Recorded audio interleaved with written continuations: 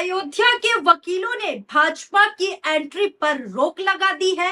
क्या चंदा चोरी में फंसे मोदी योगी? क्या अयोध्या में अब सबसे बड़ा कानूनी विवाद शुरू हो चुका है? क्या राम मंदिर ट्रस्ट को लेकर उठे सवाल अब सियासत से निकलकर अदालत की चौखट तक पहुंच चुके हैं? और क्या फैजाबाद बार एसोसिएशन का फैसला आने वाले दिनों में बड़ा असर डाल सकता है? और साथ ही साथ बड़ा सवाल, क्या चंपत राय, गोपाल राय और अनिल मिश्रा के खिलाफ कार्रवाई की मांग अब और तेज होने वाली है? और आखिर ऐसा क्या हुआ कि वकीलों ने ऐलान कर दिया कि आरोपियों की पैरवी कोई वकील नहीं करेगा?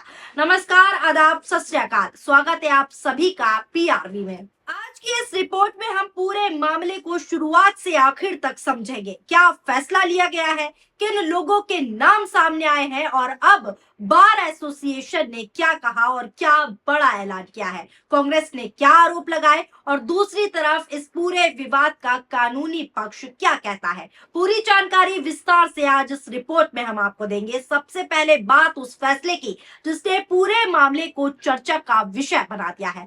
फैजाबाद बार एसोसिएशन की बैठक में बड़ा निर्णय लिया गया है। जी हाँ दोस्तों, सभी वकीलों ने 3 दिन का अल्टीमेटम दे डाला है, जिसके बाद भाजपा भी पूरी तरीके से भौंकला गई है। हेडलाइन देखिए, चंपत राय, गोपाल राय और अनिल मिश्रा को छोड़नी होगी अयोध्या। 3 दिन का मिला अल्टीमेटम, वकीलों ने दी खुली चेतावनी। चंपत राय, अनिल मिश्रा और गोपाल राव पर भड़के वकील, बोले अयोध्या छोड़े, 3 दिन का अल्टीमेटम। चंपत राय, अनिल मिश्रा को 3 दिन का अयोध्या छोड़ने की चेतावनी। वकील बोले ऐसा नहीं हुआ तो पूरी रामनगरी जाम कर देंगे, यानी बड़े आंदोलन की शुरुआत होने वाली है। यानी बड़ा अल्टीमेटम, बड़ी चेतावनी दे डाली है सभी वकीलों ने खुले तौर पर। आगे खबर को विस्तार से बताने से पहले वकीलों का बयान आपको सुनवा देती हूँ, नजर डालिए इस वीडियो पर। चंपत राय, अनिल मिश्रा, गोपाल राव 3 दिन के अंदर अयोध्या छोड़ के चले नहीं जाए और या तो जेल इनको भेजा जाए।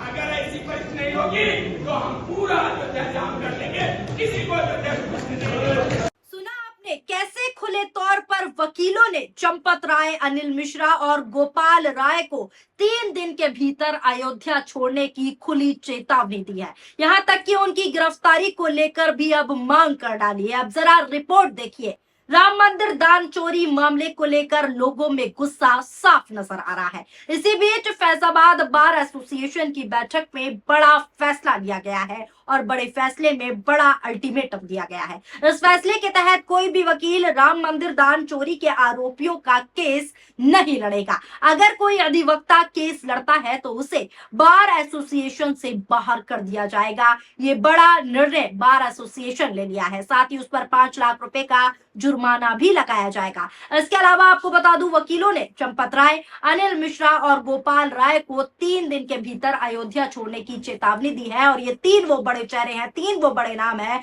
जो आरएसएस से जुड़े हुए हैं। वकीलों ने कहा है कि अगर ऐसा नहीं होता है तो वो पूरी अयोध्या को जाम कर देंगे, किसी को भी अयोध्या में घुसने नहीं देंगे। इसके अलावा वकीलों ने मांग की है कि चंपत राय, अनिल मिश्रा और गोपाल राय के खिलाफ भी एफआईआर दर्ज हो, क्योंकि छोटे स्तर पर एफआईआर दर्ज हुई है और बड़े चेहरों को बख्श दिया गया है। यह आरोप अब वकील लगा रहे हैं। साथ ही वकीलों ने कहा है कि वो इस पूरे मामले की जांच सीबीआई से कराने की मांग करेंगे।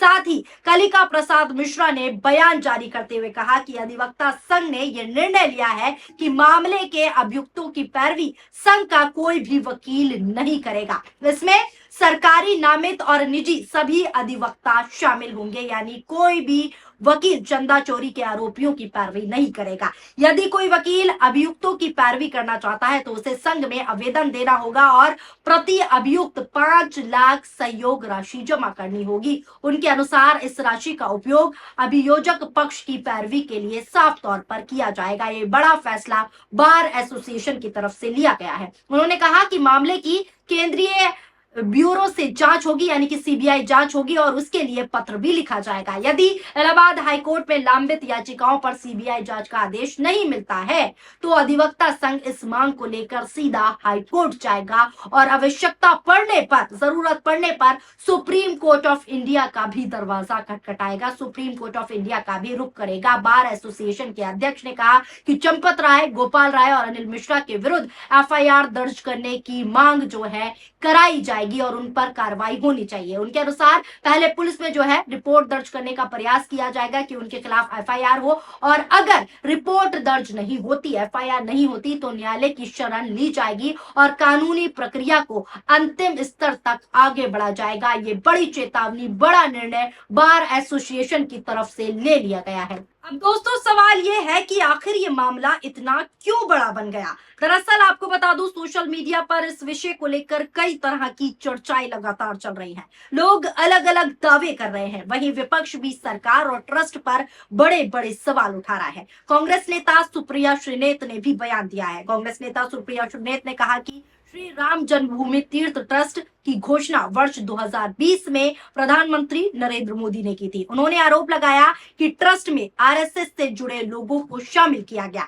ट्रस्ट को आरटीआई के दायरे से बाहर रखा गया और अब उसकी विश्वसनीयता पर भी बड़े बड़े सवाल उठ रहे हैं। उन्होंने साथ ही ट्रस्ट को भंग करने की भी मांग की है। सुने आप भी किस तरीके से क्या कुछ सुप्रिया श्रीनेत ने बड़ा बड़ा कटाक्ष मोदी सरकार पर किया है और साफ तौर पर उनका कहना है कि ट्रस्ट को पूरी तरीके से भंग किया जाए, क्योंकि ट्रस्ट के अंदर वो लोग जुड़े हुए हैं जो आरएसएस के प्रमुख चेहरे हैं, आरएसएस से जुड़े हुए हैं और उन्होंने ही ये चंदा चोरी की है। नजर डालिए सुप्रिया श्रीनेत की इस वीडियो पर।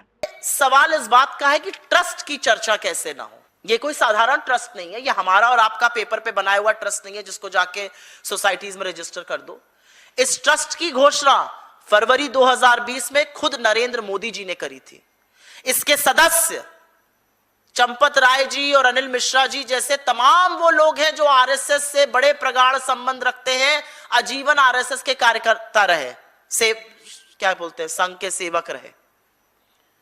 और इसमें तमाम वो लोग हैं, कोई नरेंद्र मोदी की आंखों का तारा अफसर है तो कोई योगी आदित्यनाथ जी का प्यारा दुलारा अफसर है। तमाम आला अधिकारी इस ट्रस्ट के सदस्य हैं। और एक सच यह है कि इस ट्रस्ट को आपने आरटीआई से भी बाहर किया, आपने अपने लोगों से इस ट्रस्ट को भरा।